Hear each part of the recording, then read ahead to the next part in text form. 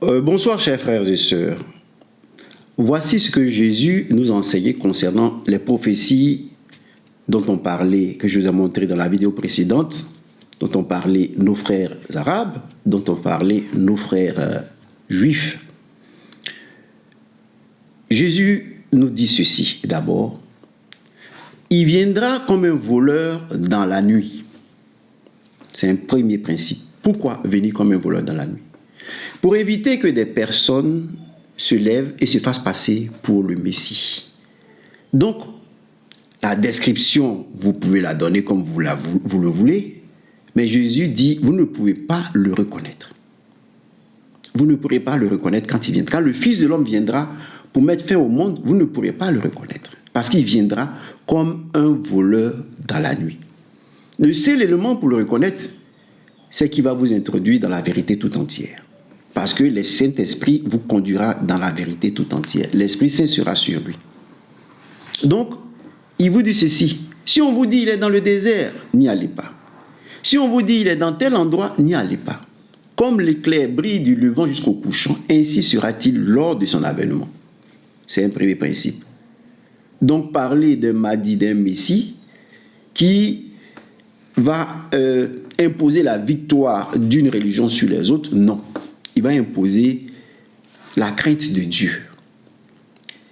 L'islam signifie la religion de la soumission. Donc tout le monde sera soumis à Dieu quand il va se manifester. Ça ne veut pas dire que la religion musulmane sera au-dessus de toutes les religions. La religion musulmane, l'islam signifie soumission à Dieu. Donc tout le monde sera soumis à Dieu quand il va se manifester dans le monde à travers des miracles, à travers de grandes choses qu'il fera. Et alors il est dit aux Juifs, quand il viendra, il enlèvera les outils de guerre, les chars et autres. Voilà le signe de sa manifestation en Israël, lors de sa seconde venue. Donc ça déjà, ça met de côté beaucoup de révélations qui ne sont pas correctes. Parce qu'il ne va pas venir prôner la guerre. Il ne va pas prôner la destruction d'un peuple. Non. Il va venir prôner la paix. Deuxième élément que vous devez retenir des enseignements de Jésus, c'est que Jésus nous dit, vous scrutez, il disait aux érudits hébreux, juifs, vous scrutez les Écritures croyant trouver en elles la vie éternelle. Mais les Écritures parlent de moi. Pourquoi vous ne vous tournez pas vers moi? Et que viendra un temps, et c'est ce qu'il a dit à la Samaritaine, viendra un temps où vous ne direz plus, nous allons adorer Dieu sur la montagne, nous allons adorer Dieu à Jérusalem. La preuve, Israël, Jérusalem, est bloqué. Parce que celui qui va détruire le temple, la mosquée, où Mahomet a connu une expérience mystique extraordinaire, va enclencher la guerre. Celui qui veut construire Jérusalem en reconstruisant le temple de Salomon, va créer un problème. Il y a déjà une question complexe qui est posée à Jérusalem. Voilà pourquoi Jésus dit, l'heure vient où vous n'aurez plus à adorer Dieu à Jérusalem ou sur la montagne. Les vrais adorateurs adoreront Dieu en esprit et en vérité. Ceux qui étaient de grands érudits, parce qu'il faut comprendre, Jésus est venu en Israël 3000 ans après Abraham, pratiquement.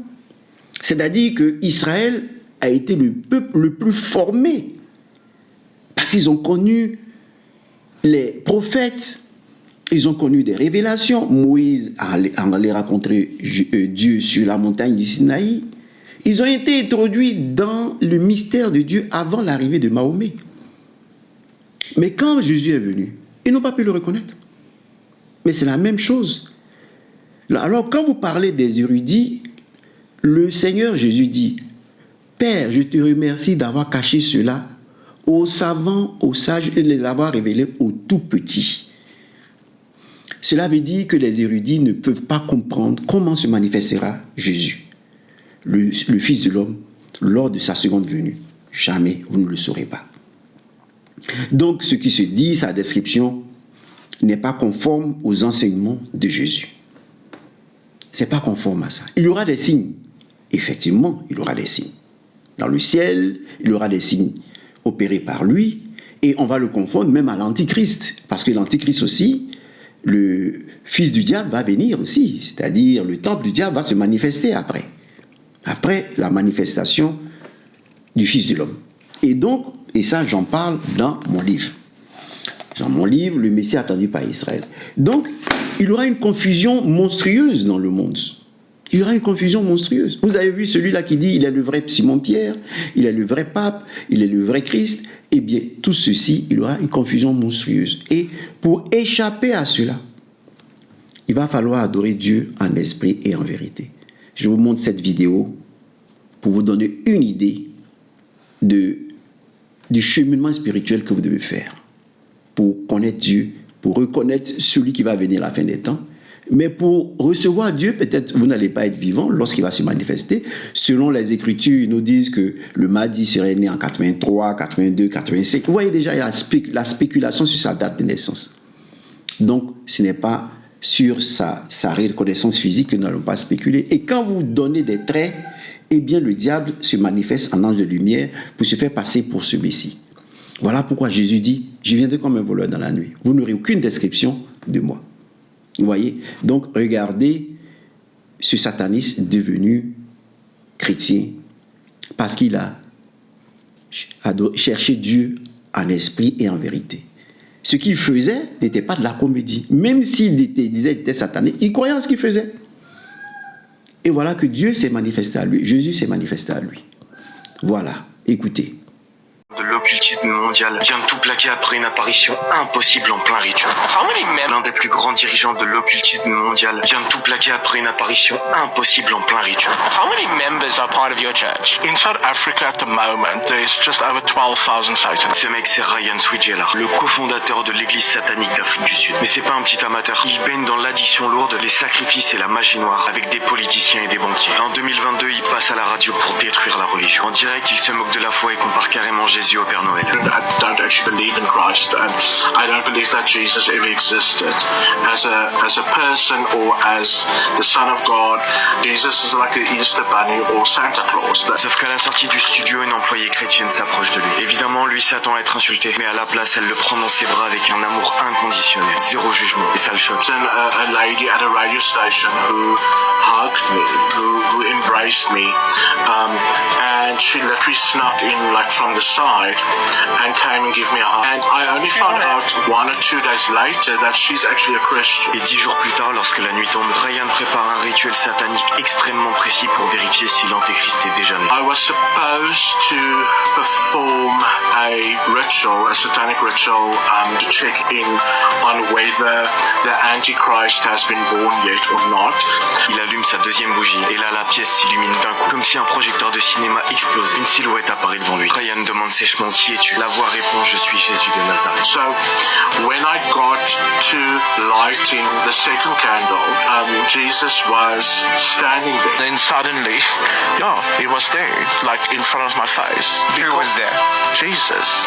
Ryan pense que c'est un démon qui lui joue un tour et le défie en lui disant prouve-le. I said no, like this is either a demon playing a trick with me or I am hallucinating. I honestly was scared because I thought if this is Jesus, I am in trouble. I said to him, I'm scared, sorry. Et à cet instant précis, il est percuté par une vague d'amour absolu. La même signature spirituelle que le câlin à la radio, mais multipliée par un millier. Le son du monde se coupe. And he flooded me with love, with so much love. I said to him, but I don't believe it. I can't believe this because I've looked for this my whole life.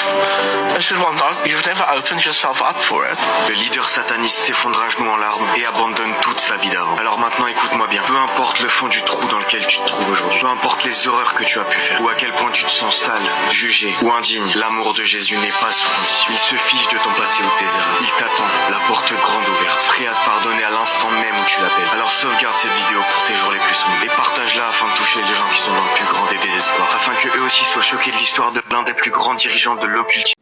Je vous ai fait voir cette vidéo du sataniste pour que vous mettiez en pratique ces paroles de Jésus qui dit « Demandez, on vous donnera.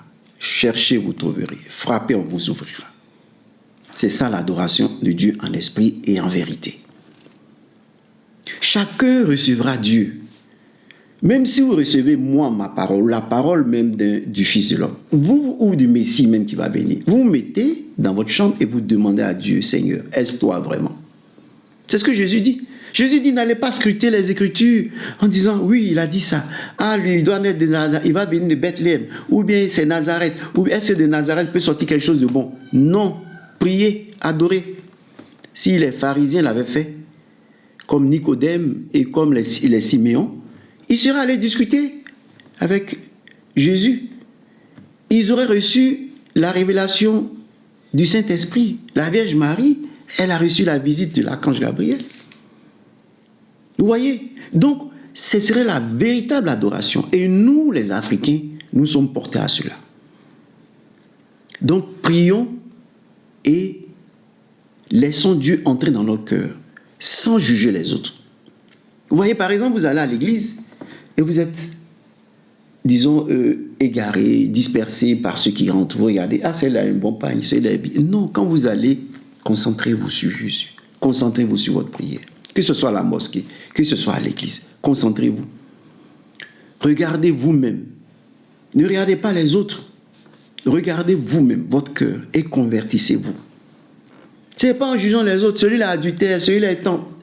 C'est ton problème. Est où? Ton problème, il est où? Adore ton Dieu dans le secret. Et Dieu te répondra dans le secret. Maintenant, je vous fais part, moi, de mon cheminement spirituel. Parce que quand je parle, les gens pensent que je me contente d'une connaissance l'ivresse des Écritures. Non. Je suis africain. Je partage l'idéologie des panafricains, des panafricanistes. Mais j'ai mon cheminement spirituel. J'ai mon cheminement spirituel. Je ne parle pas pour parler. J'ai fait la rencontre. J'ai adoré Dieu en esprit et en vérité. J'ai fait la rencontre avec Dieu. Je vais vous ouvrir une petite parenthèse. Dans ma crise spirituelle, quand j'adorais le Seigneur du matin à genoux jusqu'au soir, de 6h à 18h, en genoux à jeun, pendant au moins une semaine. J'ai eu mes révélations, j'ai eu ce que je devais avoir. Vous voyez? Et donc, je ne vous dis pas des choses pour le dire. Et ici, j'ai vu un saint que je ne connaissais pas. Mon frère, mon aîné, allait, disons, être diacre, était diacre avant sa mort. Il suivait des cours de théologie en Italie.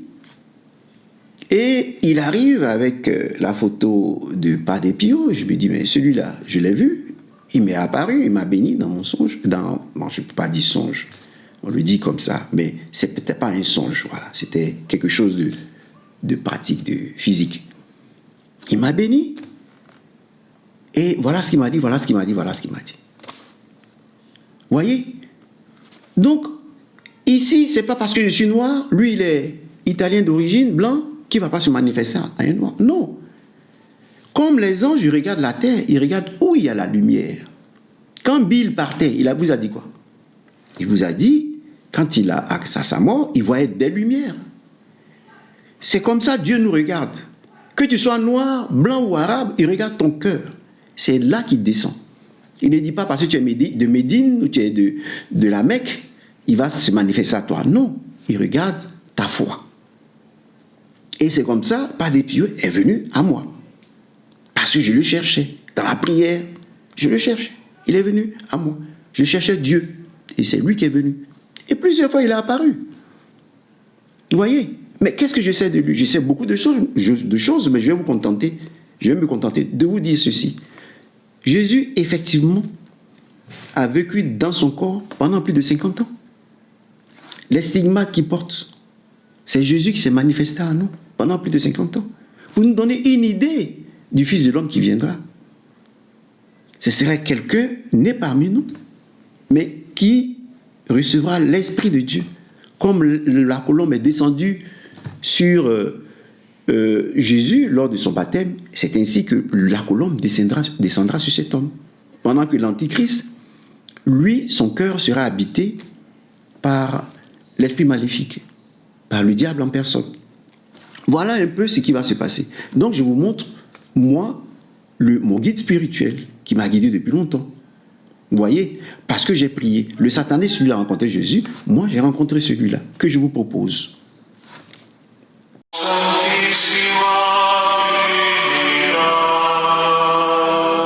Misterio eterno de amor,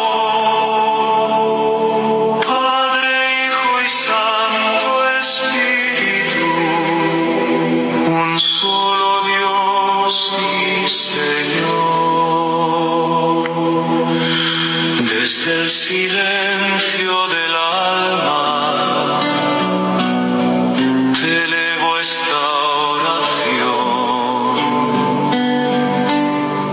como un eco que despierta en lo profundo del Oh Santísima Trinidad, misterio eterno de amor, Padre, Hijo y Santo Espíritu, un solo Dios y Señor.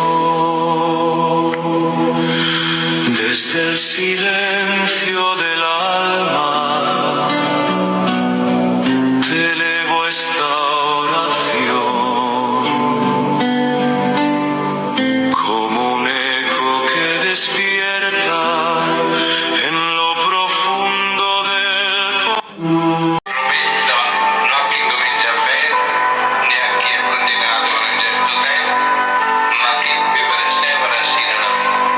Lo so che è un compito abbastanza difficile, però l'esempio dei santi, l'aiuto della Vergine Santissima, la grazia di Dio che è sempre pronta a chi la chiede, non ci mancherà. Perciò vestiamoci di costanza, di pazienza e di perseveranza. Gesù ci dice nell'Evangelo che il premio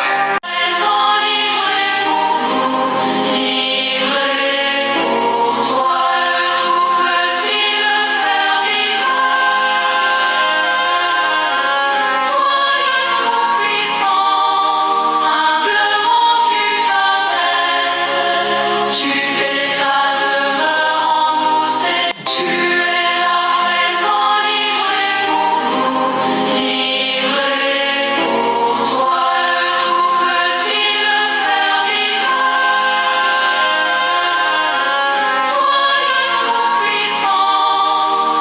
humblement tu t'abaisses, tu fais ta demeure en nous, tu es la présent livré pour nous, livré pour toi le tout petit, le serviteur.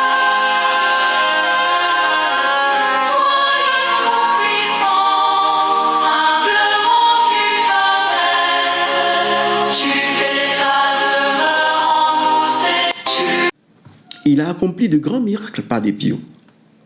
Il confessait des gens du matin au soir. Quelqu'un, par exemple, arrive, il le confesse, et il dit, tu as fini de dire tes péchés? Oui, oui, j'ai fini de dire mes péchés. Par des pieux, entre, je crois, dans la sacristie, et il fait venir du purgatoire, rend faire venir du purgatoire quelqu'un que l'homme qui se confessait avait assassiné. Il dit, et celui-là, c'est pas toi qui l'as assassiné? Et tu ne confesses pas cela durant ta confession pour que tu reçoives l'absolution. Parce que Dieu, tant qu'on vit, peut nous pardonner tout ce que nous confessons pour éviter le jugement céleste. Je me contenterai de vous donner seulement cet exemple. Mais quand on lui demandait au sujet d'un pape, par des pieux à pleurer pour dire, celui-ci est en enfer. C'est-à-dire, il est au purgatoire. Donc, ce n'est pas le fait d'être pape, le fait d'être imam, le fait d'être quoi que ce soit, qui vous donne la possibilité d'entrer au ciel. C'est le fait d'adorer Dieu en esprit et en vérité.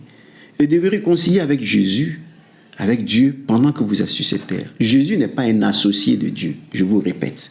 Et ça, l'islam le dit, et c'est important de considérer ce que l'islam dit. Jésus n'est pas un associé de Dieu. Jésus est le temple, le sanctuaire qui est sorti du sein d'une vierge, dans lequel Dieu est venu habiter parmi nous. Voilà pourquoi il se fait appeler l'Emmanuel, Dieu avec nous. Et Isaïe a dit, une vierge concevra, une vierge concevra.